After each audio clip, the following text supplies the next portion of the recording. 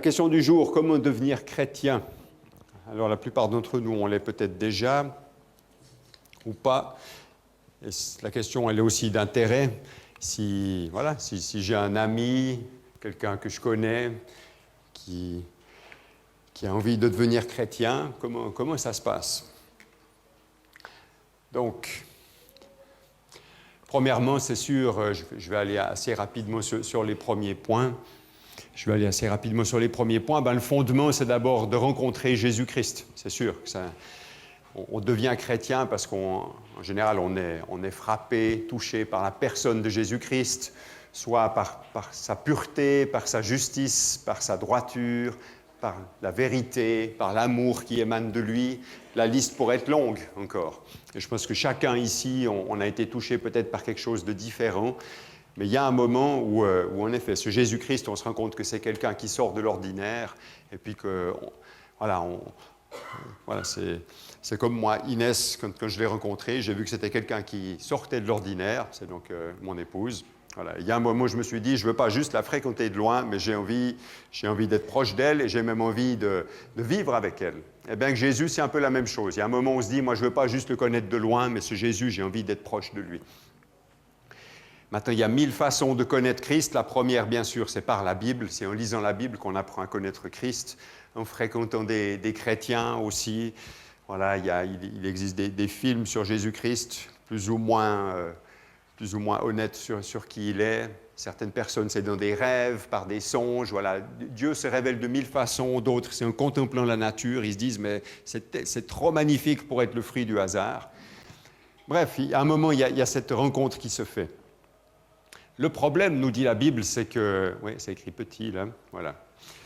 Je cite ici Romains 3, chapitre 3, verset 23, qui dit « Tous ont péché et sont privés de la gloire de Dieu. » Tous ont péché et sont privés de la gloire de Dieu. Le problème, c'est que je ne peux pas juste venir vers Jésus-Christ comme ça. Comme je dis parfois, je ne peux pas venir chez la reine d'Angleterre avec mes baskets. On est d'accord. Il y a un certain protocole, d'autant plus si mes baskets sont sales. Donc, le Dieu qui est saint, qui est pur, je ne peux pas m'approcher de lui comme ça, simplement en disant, voilà, c'est moi. Et une des façons qu'on représente ceci ainsi, on dit, voilà, si Dieu est de ce côté, nous de ce côté-là, ben, le problème, c'est qu'il y a un abîme entre nous. Je ne peux pas juste me pointer chez Dieu comme ça. Ensuite, l'autre problème, c'est que pouvons-nous atteindre Dieu par nos propres forces? Eh bien, le problème, c'est que là, non plus. Ici, on trouve des représentations par la moralité, même par mon argent, par mes bonnes actions, par mes propres efforts. Je peux faire plein d'efforts, mais je n'arrive pas à atteindre Dieu. Dieu, il est saint, il est inatteignable. Et alors que certaines religions vont dire que en accumulant des bons points, en accumulant des bonnes actions, on peut atteindre Dieu. La Bible, elle nous révèle et nous dit Dieu, il est juste hors de portée. Et je ne peux pas. Ce n'est pas par mes efforts, mes propres forces. Donc la Bible arrive à ce constat quelque part catastrophique de dire que tous, aussi bien depuis le meurtrier que jusqu'à celui qui n'a ne serait-ce que volé un bonbon ou méprisé quelqu'un de son cœur, tous on est privés de Dieu. La solution, eh bien, c'est que Jésus-Christ vient donner sa vie pour nous, afin que nos fautes soient pardonnées et que désormais le fossé qui nous sépare de Dieu soit comblé. Ça, c'est la bonne nouvelle de la Bible, c'est pour ça que la Bible s'appelle la bonne nouvelle. La bonne nouvelle, c'est que pour tous les pécheurs que nous sommes, eh bien, il y a une possibilité, il y a un espoir, non seulement de rencontrer Dieu, mais même de vivre l'éternité avec lui. Et c'est ce qui nous a été redit ce matin dans Éphésiens 2:8, c'est par la grâce que vous êtes sauvés. Déjà, c'est par grâce, c'est un cadeau non mérité. C'est Dieu qui lui-même, tout d'un coup, a dit, voilà, toi, Karine, je te choisis, je t'aime, je veux que tu vives avec moi. Et voilà, on peut juste dire merci à ça. Personne ne mérite d'être sauvé, personne ne mérite que Jésus paye pour lui. Pourtant, c'est Dieu qui, par amour, a choisi ça. C'est par la grâce que vous êtes sauvés par le moyen de la foi, ça, on va y venir. Cela ne vient pas de vous, c'est un don de Dieu, afin que personne ne puisse s'en vanter. Ce n'est pas le fruit d'œuvres que vous auriez accompli. Personne n'a donc raison de se vanter. Ça n'est pas par les œuvres. Voilà, ce n'est pas parce qu'on a fait des bonnes choses qu'on est sauvé. C'est par grâce, c'est par amour. Ça, c'est la bonne nouvelle, c'est le début. Mais ensuite, et moi dans tout ça. Parce qu'alors Dieu, il a fait tout ça, Dieu, il est venu jusqu'à nous, par amour, il a payé pour nous, mais ensuite, et c'est là que moi, ce que j'ai compris dans mes débuts de vie chrétienne, c'est que pour devenir chrétien, il fallait faire une prière. On répond à l'offre de Dieu. C'est pas tout faux. Mais voilà, il y a ce qu'on appelle la prière du pécheur, où on dit, Seigneur Dieu, je te demande pardon d'avoir fait, et là c'est peut-être l'occasion de mettre en lumière les fautes qu'on a dans notre vie, pardon d'avoir volé, d'avoir menti, d'avoir ceci, cela. Et puis surtout, la faute fondamentale, c'est d'avoir vécu ma vie comme si tu n'existais pas. J'ai mené ma petite vie, j'ai pris mes petites décisions, j'ai choisi ce que je faisais de mon argent, de ma vie, de mon temps, et puis en fait, dans le fond, je ne me suis pas soucié de toi. Et aujourd'hui, je choisis de te demander pardon, et puis je te donne ma vie. Amen. Puis ça m'a quand même longtemps posé un petit problème, cette prière-là. Je me dis, mais comment ça marche? C'est-à-dire que je fais une prière une fois, et puis tout change. Vous me suivez? Je réfléchissais, je me disais, bon, une prière, peut-être... C'est comme, j'ai entendu, il y a certains paysans, là, ils vendent des vaches, et puis ils disent, ils font top là, hein, ils disent, ils signent rien. C'est uniquement par la parole. Je dis, d'accord, on peut s'engager par notre parole. Une parole, ça peut valoir comme un contrat. Donc là, je suis en train de signer un contrat avec Dieu. Mais c'est ça, est-ce que c'est ça qui me fait passer de... La Bible, elle dit que je passe d'un côté, ma vie conduisait vers la mort éternelle, j'allais finir en enfer, et puis de l'autre, je fais cette prière et plop, je passe dans la vie éternelle, et puis je vais aller au paradis. Est-ce que c'est suffisant? Est-ce que c'est tout? Est-ce que c'est bien ça? Et j'aimerais vous lire un passage dans Matthieu 7, versets 13 et 14. Matthieu 7, versets 13 et 14, je crois qu'il va être affiché ici. « Entrez par la porte étroite, car large est la porte, spacieux le chemin qui mène à la perdition. » J'ai un petit dessin ici, voilà. « Spacieux est le chemin qui mène à la perdition. Nombreux sont ceux qui s'y engagent. Mais étroite est la porte, difficile le sentier qui mène à la vie, qu'ils sont peu nombreux ceux qui le trouvent. » Donc ce passage biblique nous parle d'un chemin qui est large, qui est facile, qui mène à la perdition, et il nous parle d'un autre chemin qui mène à la vie. D'accord, et je me suis penché un peu sur ce mot chemin, qu'est-ce qu'il veut dire? On le retrouve dans d'autres endroits dans la Bible, notamment dans Matthieu 3,3, il est dit, on parle de Jean-Baptiste, puis il dit « C'est ici la voix de celui qui crie dans le désert, préparez le chemin du Seigneur. » Aplanissez ses sentiers. Et en Jean 14, verset 6, Jésus dira « Je suis le chemin. Je suis le chemin. » D'accord, ça aussi, moi je me dis comment est-ce que quelqu'un peut être un chemin? C'est pas évident à suivre. Mais en fait, ce chemin, en grec, ça se dit hodos. Voilà, si vous voulez briller dans les cocktails théologiques, voilà, hodos pour vous, en grec. Odos. Et puis ce mot odos, en fait, il veut dire aussi une façon de se conduire, une façon de penser, une façon de sentir et de décider. Chemin. Hein, le chemin, ce n'est pas juste le chemin qui est sous mes pieds. D'ailleurs, on le comprend en français, on a des fois un peu cette notion-là. Je ne sais pas si on peut parler de chemin philosophique ou de chemin de vie. Ainsi donc, devenir chrétien, ce serait changer de chemin. Changer de chemin. J'étais sur le chemin large, facile, je fais ce que je veux, quand ça me plaît, comme je le sens. J'ai une petite démangeaison, hop, je fais. J'ai envie de m'acheter un truc, je le fais. Je vois une jolie fille, hop, je lui saute dessus, je vois... enfin voilà, la Bible parle à certains moments de ce que la Bible appelle la chair. Enfin voilà, je fais les choses comme je le sens. Et puis, visiblement, il y a un autre chemin qui est plus difficile, Et ce chemin-là, justement, c'est Jésus lui-même. Et en choisissant ce chemin, je choisis de changer, je le répète, de façon de me conduire, de façon de penser, de façon de sentir, de façon de décider. Ça n'est plus moi qui décide tout seul, mais désormais, je vais décider avec Jésus. Ça n'est plus moi qui fais des choix tout seul, mais Je suis ce Jésus sur ce chemin, on l'a entendu ce matin aussi dans la louange, qui n'est pas le plus facile, certes, mais qui est le chemin qui conduit à la vie. Le chemin qui conduit à la vie. Il y a un chemin qui mène à la perdition et un autre qui conduit à la vie. On retrouve cette idée quand on parle de conversion, justement devenir chrétien. En grec, c'est ce mot métanoïa, ça veut dire changer de façon de penser. Je change de façon de penser, je ne pense plus comme avant. Ainsi, ça j'y reviendrai ensuite, ainsi devenir chrétien, ce serait comme dans un mariage. C'est décidément écrit un peu petit. Il y a quelqu'un qui arrive à lire ici? Moi, je n'ai pas des très bons yeux, mais ouais, d'accord, bravo. Je mettrai plus gros les prochaines fois. Devenir chrétien, je vois ça comme le parallèle avec le mariage. Dans un mariage, il y a un jour où je fais une belle déclaration devant plein de gens. Voilà, où j'ai dit, moi, Inès, je choisis Inès. Voilà. Puis il y a un pasteur, il m'a tendu le micro, il m'a dit, Patrick, est-ce bien ce que tu veux de vivre avec Inès pour le meilleur et pour le pire? Oui, pour le meilleur et pour le pire, jusqu'à ce que la mort vous sépare. Et là, j'ai dit, oui, je le veux. Voilà, et tout le monde applaudit, c'était magnifique. Inès a dit la même chose, super, on est parti. Eh bien, devenir chrétien, il y a aussi cette dimension-là. Il y a un jour où je prends une décision. Je dis, oui, je veux suivre Christ. Oui, je veux plus, désormais, je ne vais plus vivre tout seul. Je ne vais plus faire mes choix tout seul, mais je vais les faire avec Jésus, avec lui. Désormais, ma vie, elle est avec lui.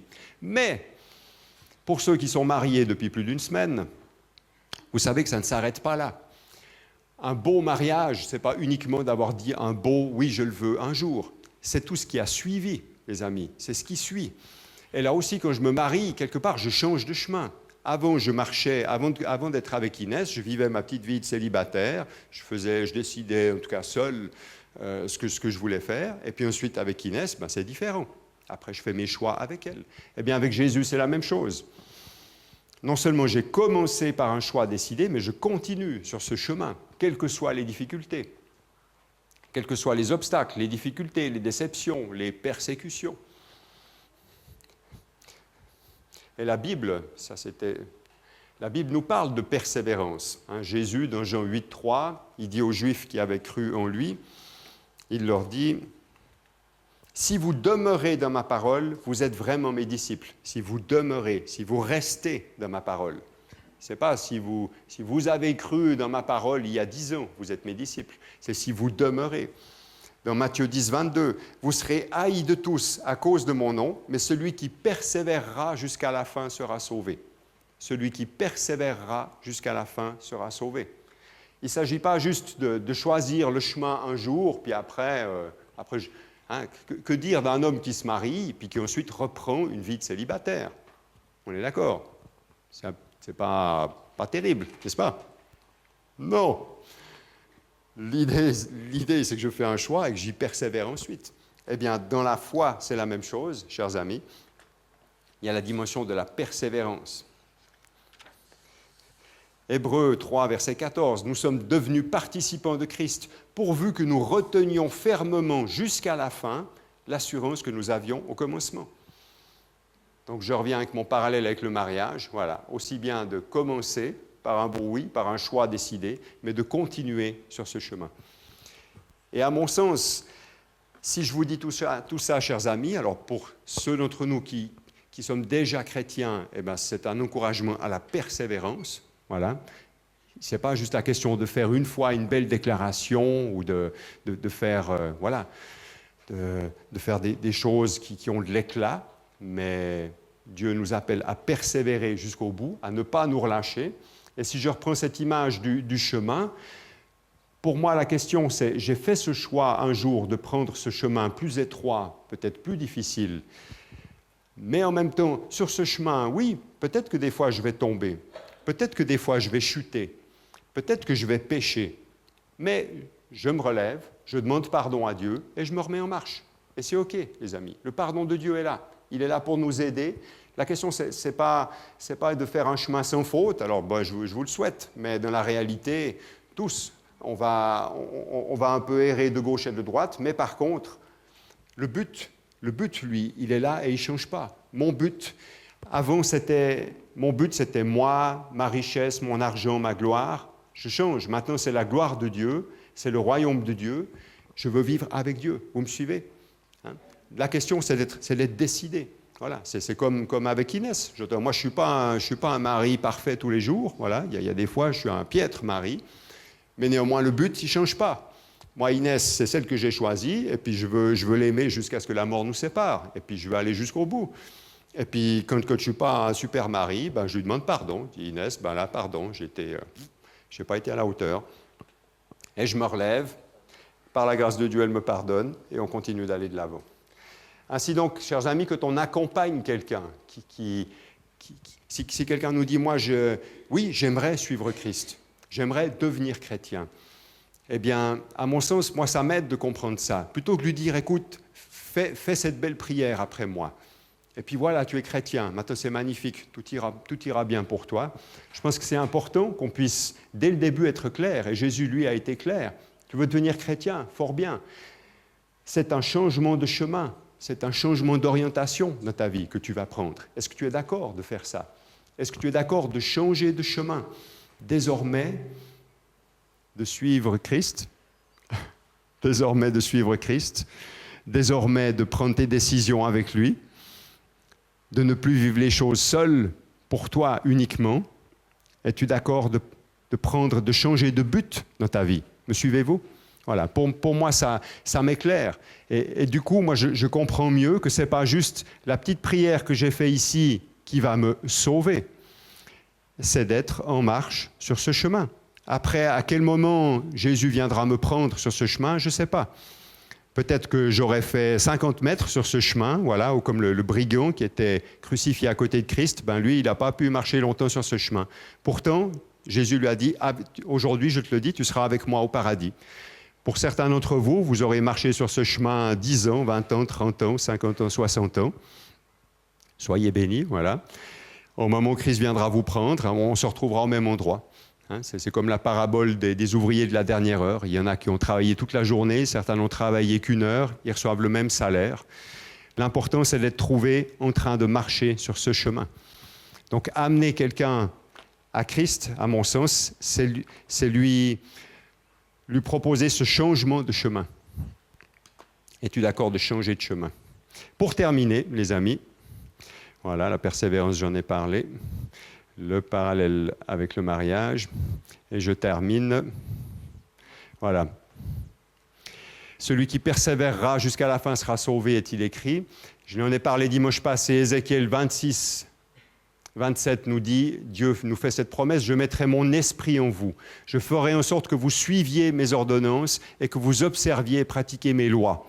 Parce qu'on pourrait se dire, ouh là là, mais ça va être difficile, est-ce que je vais être capable de tenir jusqu'au bout? Eh bien, la bonne nouvelle, les amis, c'est que Dieu, il est avec nous sur ce chemin. Christ est avec nous sur ce chemin, il nous aide à persévérer jusqu'au bout. Il a même dit, il met son esprit en nous pour nous rendre capables de marcher sur ce chemin. Vous me suivez? 1 Corinthiens 15, 10, Paul dit « Par la grâce de Dieu, je suis ce que je suis. Et sa grâce envers moi n'a pas été vaine, loin de là. J'ai travaillé plus que tous. » Donc Paul, il dit « J'ai bossé pour être un homme honnête, pour être un homme droit, pour être un homme qui obéit à Dieu. » Il a travaillé pour ça, mais il continue en disant « Non pas moi toutefois, mais la grâce de Dieu qui est en moi. » Donc en même temps, Paul, il dit, j'ai fait des efforts, j'ai bossé, puis en même temps, il dit, mais en même temps, c'était Dieu lui-même qui me donnait envie de faire ça. C'était Dieu lui-même qui m'a aidé, c'est lui qui a fait ce travail en moi. Et ça, c'est le cadeau de la vie chrétienne, les amis. Dieu nous demande ce choix, choisir ce chemin, et après, lui-même, il vient nous aider, lui-même, il vient nous donner l'envie de faire le bien, l'envie de marcher à sa suite. Et je terminerai par ceci. Vous connaissez ce verset. C'est la fin de l'évangile de Matthieu. « Je suis avec vous tous les jours jusqu'à la fin du monde. » Et moi, quand je voyais ce verset, je me disais, ah ben chouette, Jésus, il est là avec nous pour nous aider. Il va nous aider, il va nous donner des conseils, il va nous diriger, il va nous donner la force, il va nous donner le courage. Mais en fait, il y a plus fort que ça, les amis. Parce que le vrai bonheur, ici sur cette terre du moins, le vrai bonheur, mais c'est d'être avec Jésus. C'est aussi simple que ça. C'est qu'il est avec nous. Il est avec nous. Il nous aide, il nous donne des conseils, il nous enseigne, il nous rend plus intelligents, plus sages, plus aimables, tout ça. Super, super. Mais avant ça, il est avec nous. Est-ce que vous me suivez? C'est quand même ça le grand bonheur. Alors je ne sais pas vous comment vous êtes, mais moi je suis un peu orienté but. Quand je vois quelque chose, si je vois un sommet, je pense que à marcher pour monter dessus. Comme là, avec Jésus, je vois le but. Mais des fois, j'oublierais le quotidien. Le vrai bonheur, c'est qu'il est là avec nous, maintenant. Vous vous rendez compte? Si Jésus était là physiquement, qu'est-ce que vous auriez envie de faire? Peut-être, moi, avant de lui poser 1000 questions théologiques, j'aurais juste envie d'être avec lui. D'aller m'asseoir à côté de lui. Peut-être me frotter un peu contre son épaule, je ne sais pas, ou plus. Ce serait ça mon premier bonheur. Eh bien ça, c'est déjà possible ici et maintenant. Alors j'espère, et ma prière, c'est qu'aucun de nous, on ne passe à côté de ça. Il est avec nous. Alors est-ce que je passe mes journées à regarder la télé, à passer l'aspirateur, à m'activer dans tous les coins? Ou est-ce que j'arrive à prendre des temps où je m'arrête et puis je goûte à ça, à ce plaisir? Jésus, t'es là. Wouh! Je ne veux pas juste faire mes combines toute la journée. Je m'arrête, je vais dans ma chambre, je ferme la porte. Et puis je dis, Seigneur, mais t'es là. Alors des fois on le sent, des fois on ne le sent pas. C'est pas grave, il est là. Et ça, je crois que c'est le grand cadeau, chers amis, d'être chrétien, ici et maintenant. Il y a toutes les promesses, il y a la vie éternelle. Super. Il y a le fait qu'il nous aide, qu'il nous conseille, qu'il nous dirige, qui nous guérit, qui nous aime. Super. Mais la chose fondamentale, les amis, c'est qu'il est là avec nous. Il est là avec nous. Et avec la plupart des personnes que j'ai pu accompagner, je vois que souvent, une des racines de nos difficultés, c'est la solitude. C'est qu'on se sent seul, c'est qu'on porte des choses lourdes, difficiles, qu'on a peut-être peu d'amis qui nous comprennent vraiment. Donc je crois que c'est un de nos besoins fondamentaux. Eh bien, Christ, il y répond, les amis. Il est là avec nous. Je vous invite à prier pour terminer.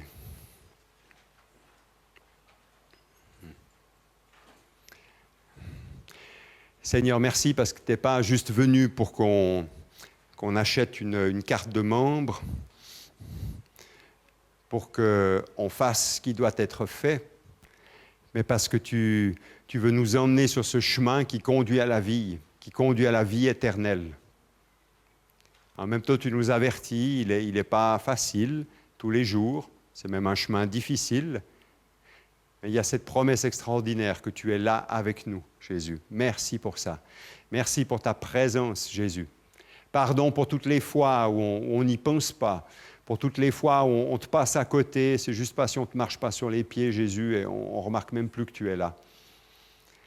Seigneur, aide-nous à nous réjouir de ça, qu'il y a cette possibilité d'être avec toi, de ne pas être seul. Et certainement que tous ici, on pourrait dire que ça fait partie des plus beaux moments de notre vie, que l'on réalise que tu es là, quand même on peut sentir que tu es là, que l'on peut sentir ta présence. C'est ce que je préfère en tout cas, moi Seigneur, dans ce monde. C'est ta présence, Jésus. C'est quand je réalise, je remarque que tu es là, Seigneur. Merci parce qu'en toi, il y a tout ce dont j'ai besoin. Toutes mes craintes s'évanouissent, mes angoisses disparaissent, Seigneur, quand je suis en communion avec toi. Merci pour ça, merci pour ce cadeau merveilleux. Et puis, apprends-nous à savoir le communiquer, Seigneur. Voilà, on ne veut pas vendre un évangile à bon marché ou en plastique. On dit, voilà, il suffit de faire une prière, puis c'est bon. Seigneur, c'est de te suivre, c'est d'être avec toi, c'est ça la vie. C'est de te connaître, d'être proche de toi. C'est ça la vie éternelle, Jésus. Je prie, Seigneur, que tu nous aides chacune à réaliser ça tout à nouveau et puis à nous réjouir de ce que tu es avec nous, ici, que tu vas revenir dans nos maisons, nos appartements, dans nos familles. Seigneur, merci. Merci pour ton amour, ta bonté.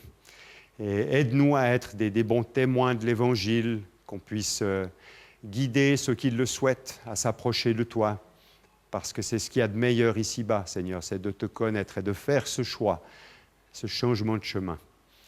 Dans ton nom, Jésus, j'ai prié. Amen.